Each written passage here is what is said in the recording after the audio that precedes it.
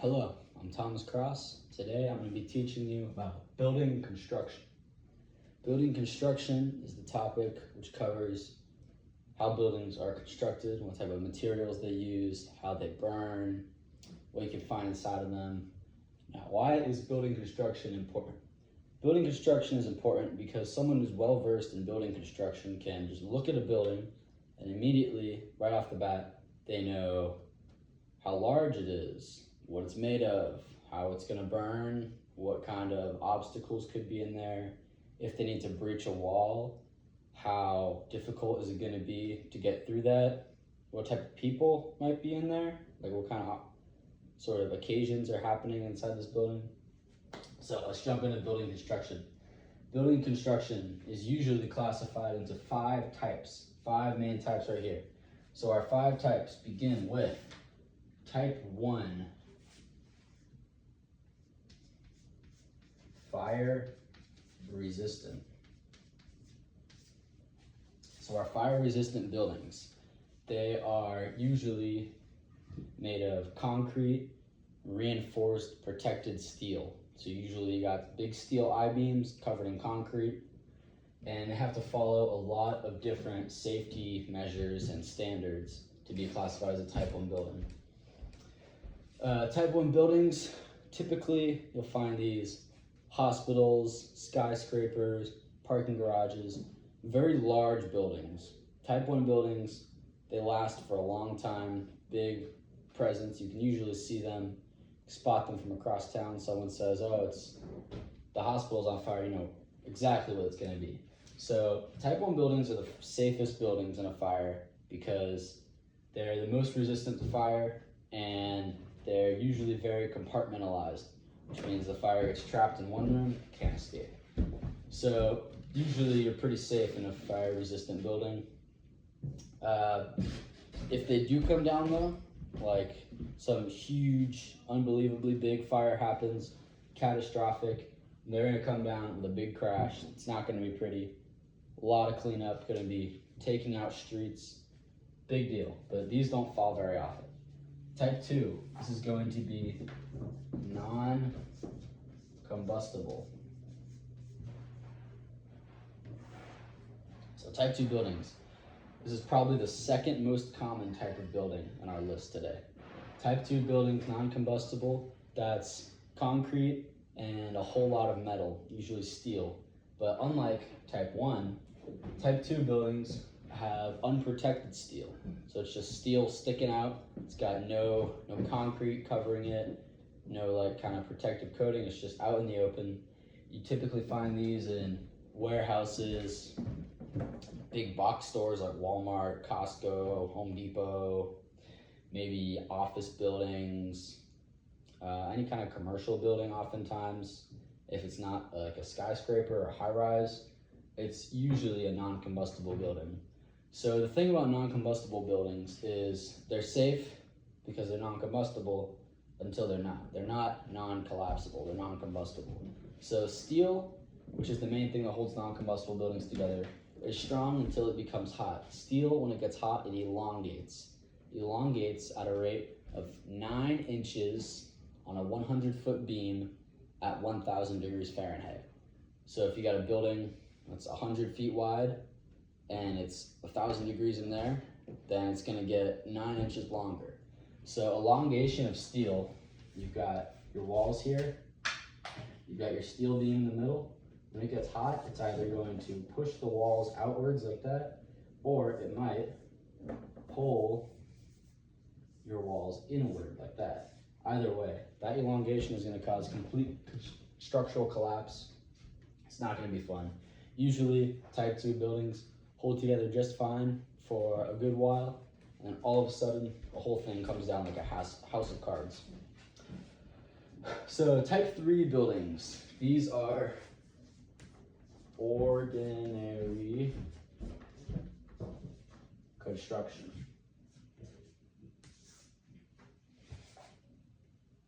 So don't be fooled by the name, because even though they're called ordinary construction, they're actually pretty rare these days. An ordinary construction building is a pretty old-fashioned style of building, which involves a brick exterior and then a wooden interior. And they're both load bearing. The brick does more so, but the wood is still doing a lot of the heavy lifting. And so these buildings are usually reserved for like very old parts of town, maybe like Main Street. They don't really build these anymore. It's really kind of just an older style. So because of that, they're pretty hard to find usually. Something that could trip you up about these buildings is that oftentimes they're much longer, or I should say deeper than they are wide. So you come to the storefront, you pull up to the front door, is that wide? Oh, it's a little tiny building. You go inside, it goes all the way back. It could even be a whole different building over here, like 2 front doors. So that could throw you off if you're not familiar with how ordinary construction buildings are. Another thing of note is that since they have 2 types of stuff holding them together, they've got what's called void spaces, a lot of them. So here we've got our brick exterior, and over here we've got our wood interior. In here, this is all void space. This is hard to access, it's full of air, full of flammable stuff. Fire gets in there, it's gonna hide in there, and it's gonna be a real pain in the butt trying to get the fire out of there, because it's just gonna keep growing while you're trying to find a way to even get to it. So always take note of that when talking about ordinary construction buildings. They're usually not very tall, typically 1.5, 2 stories tall. A lot of them have a little half attic storage room above the main building. And that's about all there is of note when it comes to ordinary construction buildings. Type 4, this is going to be your heavy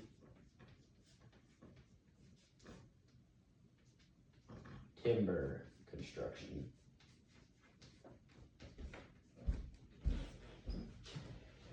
Heavy timber, this might be the rarest type of building on this list. They do not really make these at all these days. A heavy timber building is typically like a cathedral, a mill, a very old factory, maybe a train station. You don't really find these days.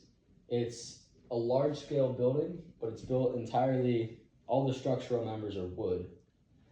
And the reason they don't build these much anymore is because the wood used back in the day was what's called old growth lumber.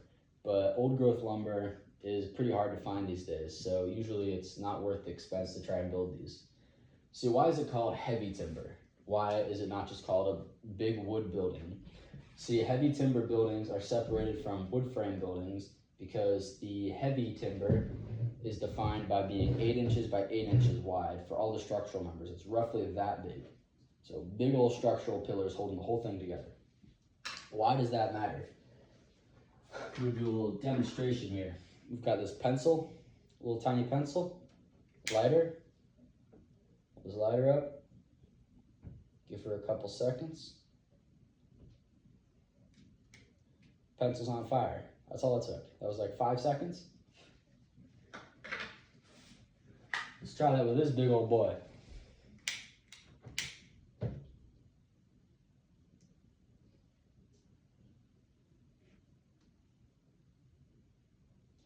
See, I can hold that there for a long time. It's going to take quite a while for this to catch this big old piece of wood on fire.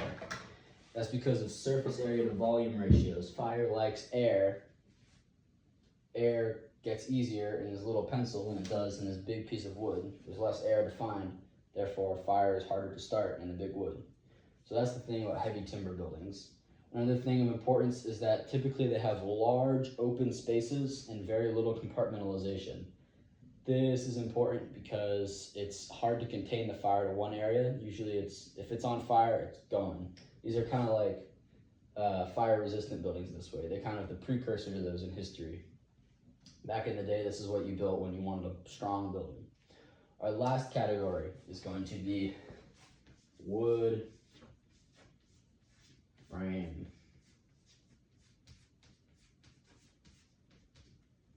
Wood frame, that is pretty much every house that is built these days, as well as a lot of apartments and just small commercial buildings. Wood frame buildings, as the name implies, are entirely made of wood. All the structural supports are made of wood. Now don't be fooled because a lot of them have a facade on the outside of stone, maybe brick, maybe even sheet metal, stucco. That is fake. That doesn't do anything. It's just something someone glued on the outside to make it look pretty. These are in reality held together by wood, and when a fire comes, they may as well be held together by popsicle sticks because they will burn fastest of all of these. They're the most dangerous structure to be in. And a large part of that is because the entire thing is held together by studs that look pretty much just like this. Just a regular 2x4. The studs run vertically in all the walls, and they're set like this, 16 inches apart from each other. So roughly that far apart. Now, one benefit to the studs is that you got 16 inches of wiggle room to get through if you need to get somewhere in the event of a fire. Excuse me.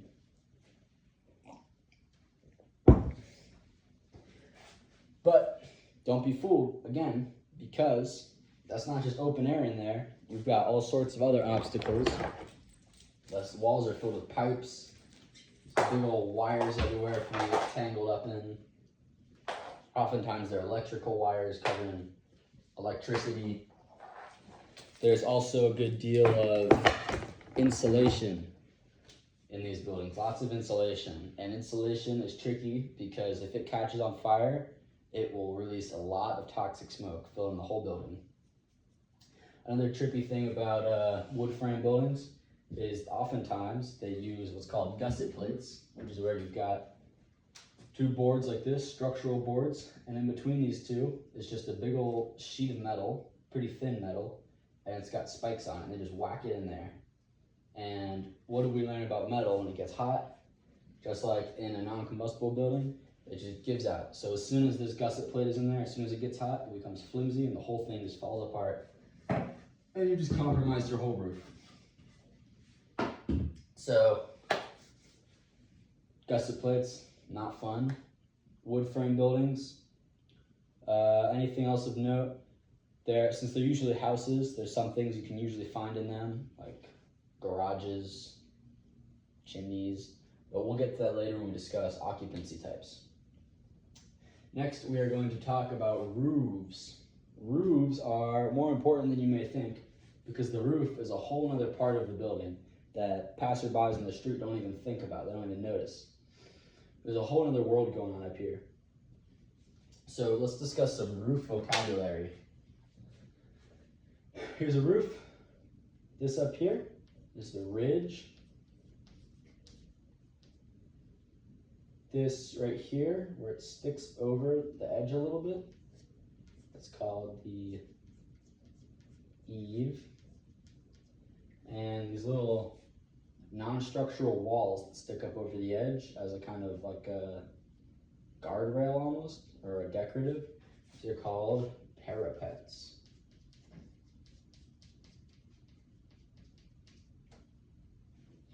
Roofs come in all shapes and sizes. There's like dozens of different types of roofs. I'm not going to get into those for the sake of time today. You can look those up in your own time, but there's lots of different types of roofs.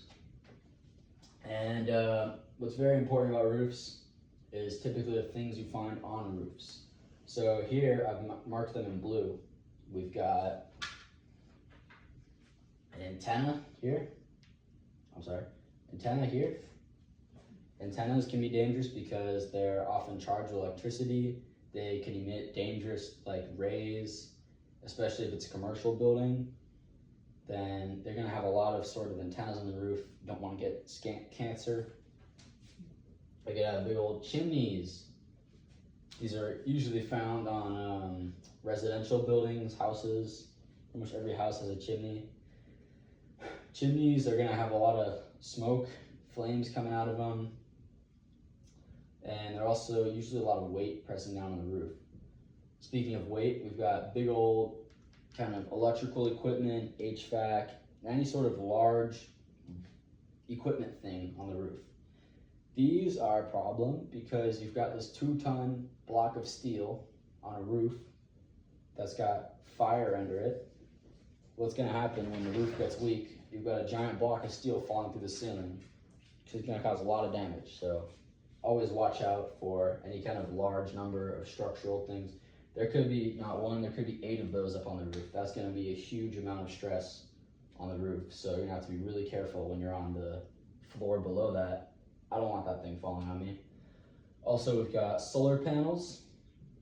As you can see there, solar panels are a hazard because they're always energized. Even if everything else is shut off, they're still collecting energy from the sun, so they're always energized. Another thing you might find is a skylight. Skylight's just a window on the roof. Why is this a problem? A, ventilation, you got a fire going straight out of this. B, if you're on the roof doing ventilation, don't fall, because that's a doorway straight into the roof. Or it could even be to your advantage if you need quick access to the roof. You got it right there. Open her up. We need to get a saw today. So that's pretty much it on roofs. Now let's discuss some commercial versus residential buildings. So this is called occupancy type. Occupancy is referred to what the building is currently being used for. This is important because it tells you what kind of context you're going to find the building in. You're not going to find the same things in a factory as you will a nursery or some guy's house. So let's list some things that you'll find in commercial buildings. You'll find a lot of elevators. You're gonna find shipping bays. Maybe some big air ducts. Could affect your ventilation. Big doors. Oftentimes reinforced doors, strong doors, doors that are gonna be a pain to try and break open. Over here on the residential side, what are some things you find in a residential building that you won't find in a commercial building? Pool. I've never seen a hot tub in an office. We got chimneys, garage, kitchen,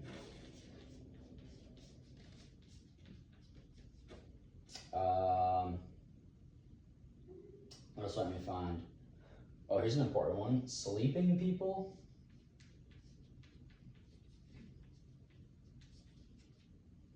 There could be sick grandma in there. You're not gonna find sick grandma in Microsoft headquarters. So it's really important when you are called to tell, when they're telling you the kind of size up what you're going to, it's important to know if it's a commercial or residential building, because you're not gonna find high security 3-inch steel doors at a residential building. So it's very important to know what you have in mind, because even if it's it's an ordinary construction house versus an ordinary construction restaurant, it's gonna be very different things inside. So that's why it's just really important to know your occupancy types. Some other things that I kind of skimmed over: windows. Let's see. Factory built houses. Okay, we gotta discuss those. So, factory built houses. These are typically trailer park houses, RVs, people might be living in, campers, double wides. Sometimes they don't even look like they're factory built at first. They just look like a regular house. But no, it was built in some factory. The thing about factory built houses is that they burn fast, they burn hot, they have no structural integrity. The floor is usually a couple feet off the ground, so if the floor gives out, you're gonna fall a few feet. And they don't have to follow really any of the regular building codes, because technically they're not really buildings. So always watch out if you're going to a factory built home. They're usually very small too, which means the fire probably just involved the entire thing. Not much to save. So those are a bit of a pain. Like I said, windows, door, fire stops. So we got a row of houses right here. I'm running out of space. Right here, we have this big old concrete wall, and then the row of houses keeps going. This is a fire stop right here. Let's say there's a fire over here. is raging through these houses, burning them to hell. It's going this way, it's flying. These guys, the firefighters, can't even keep up with it. Never fear, this big wall is here to save these houses. These houses are going to be beautiful, untouched for a while. Not for a while, you can't rely on these forever, they are fallible. But it's going to give the guys over here some time to put some water on that and get it ready to go. So they're prepared before the fire comes. Firewalls are very important in kind of like townhomes, apartments. That's usually where you see those. You won't find them really anywhere else. Maybe tightly built, like ordinary constructions or non-combustibles, you might find them, but typically it's just townhouses. We got fire stairwells, fire doors. This is just kind of fire infrastructure. Fire stairwell is just going to be a protected stairwell with automatic closing doors on it, which is going to be generally the safe place to be in a fire. Sometimes they even have fans to keep the smoke out. Fire doors are like automatically closing doors that'll keep the fire out. When the fire alarm goes off, all these doors will close, so it compartmentalizes the whole building. And I believe that's about it for today. Hope you enjoyed the lesson. Now let's discuss the homework. So your homework this week is going to be to write, you're going to fill out my paper. Save some space here. You fill out the paper I gave you before class. So you're going to identify 2 of each building type.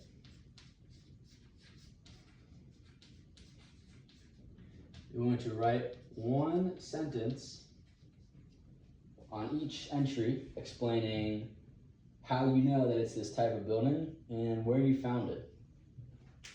Next, you are going to observe 3 rooftops.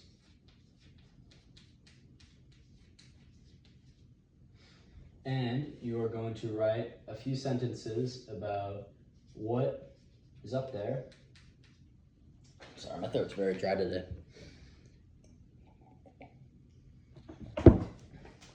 What's up there? And how could it affect firefighting? If this building were involved in a fire, how would this affect it? Is there skylights? Is there heavy machinery up there? What's going on? And lastly, you're going to find 1 commercial building, and you're going to list 3 ways in which it is different from a residential building. What's 3 things that you found at this commercial building that you would pretty much never find as a residential building? Does it have shipping bays for semi-trucks? Does it have handicap elevators? Just 3 ways that you can tell that this is definitely used for commercial usage and very unlikely to be a house. All right, well, have a good day. That was my lesson for today. I will see you later.